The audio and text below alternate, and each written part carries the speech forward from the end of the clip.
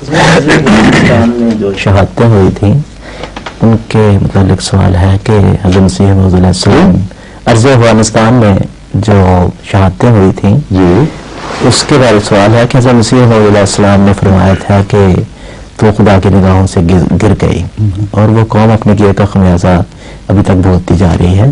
اس کے ساتھ یہ بھی ہے کہ شہیدوں کا خون ہمیشہ رنگ لایا کرتا ہے. تو اس کے حوالے سے کوئی اس قوم کے دن پھرنے کے بارے کوئی حضور بیان فرما سکے؟ آپ نے دو حصوں میں سوال کیا نا جی. ایک تو قوم کی بدبختی اور اس کی سزا جی.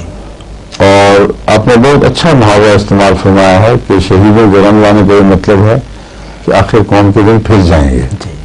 ٹھیک ہے نا؟ جی سر. ہاں، یہ میں اس سے بہت خوش ہوں آپ کے سوال سے. ورنہ لوگ ہمیشہ غلط سوال کرتے ہیں اور کہتے ہیں کہ خون اس طرح رنگ لایا کہ ساری قوم خون میں بھر گئی اور برا حال ہو گیا. جی. یہ شہیدوں کے خون کا رنگ لانے کا مطلب نہیں، وہ ان کی بدبختی رنگ لاتی ہے معصوم کا خون کر کے.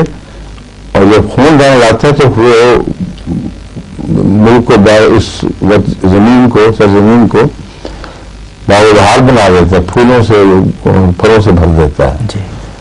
یہ وقت بھی آنا چاہیے کبھی. جی. لیکن اس کے لیے ایک شرط ہے اور وہ شرط یہ ہے کہ ان اللہ لا یغیر ما بقوم حتی یغیروا ما بانفسہم. وہ فاسقانہ حالت، وہ دل کی سختی اور وہ ظلم کی طرف میلان جو معصوموں کے خون پر منتج ہوتا ہے، جب تک اس میں تبدیلی واقع نہ ہو معصوم کا خون رنگ نہیں لا سکتا. ان کی بدبختی ہی اپنے رنگ دکھاتی رہے گی اور وہ رنگ اترے گا تو وہ رنگ چڑھے گا. سمجھیں؟ جی سر. اس لیے یہ نعوذ باللہ یہ مطلب نہیں کہ ایک شہید کیا تھا تو خدا تعالیٰ کا انتقام ختم ہی نہیں ہو رہا.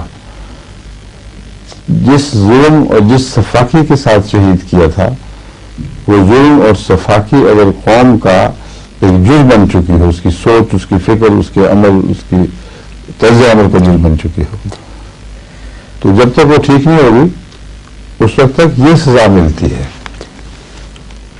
اور اس وقت بدقسمتی سے ہمیں یہ بات موجود ہے کہ اپنی حکومت پر کوئی رحم نہیں. ایک طاقت میں آتا ہے تو قتل عام کر دیتا ہے دوسروں کا اور اپنی انا کی خاطر، اپنے عروج کی، اپنے وطن پر تسلط کی خاطر کابل والوں کا کیا حال کر دیا ان لوگوں نے. جو رجوع آتی ہے ظلم کرتی ہے. اس کے دردناک مناظر ہیں کہ عورتیں، بچے برے حال میں پھر رہے ہیں لیکن وہ بھی مظلوم نہیں ہیں. اگر وہ مظلوم ہوتے تو خدا کی طرف ان کی حفاظت کا کوئی انتظام کرتی. وہ اس جرم کا حصہ بنے ہوئے ہیں.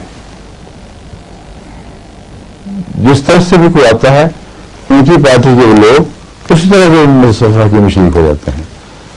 تو ساری قوم ایک پہلو سے ظالم اور دوسری پہلو سے مظلوم بنی ہوئی ہے.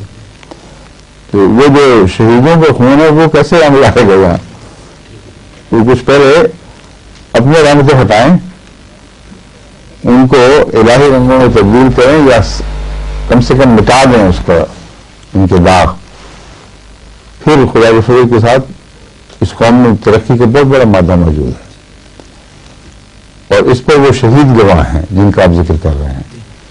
انہیں لوگوں میں سے نکلے تھے اور صفاقی ان کی ذات میں بالکل صفاقی نہیں تھی، مگر پٹھان قوم کی خوبیاں تھیں، عزم اور بہادری اور ایک مسلک کے لیے سب کچھ قربان کر دینا. اور اس سے ان کی شہادت کا مطلب اتنا وجہ ہو گیا. تو قوم سے مایوسی نہیں ہے، ان کی بنیادی صفات بے محل ہو گئی ہیں جسے یہود کی حالت تھی. تو ان کو مسیحیت جب بھی صاف کرے گی، اپنے اپنے محل پر ان کی صفات کو پہنچائے گی، تو میرا یہ کامل یقین ہے کہ افغان قوم میں جتنا ترقی کا مادہ ہے خدا کی خاطر قربانیوں کا، وہ شاید ہی کسی اور قوم میں ہو.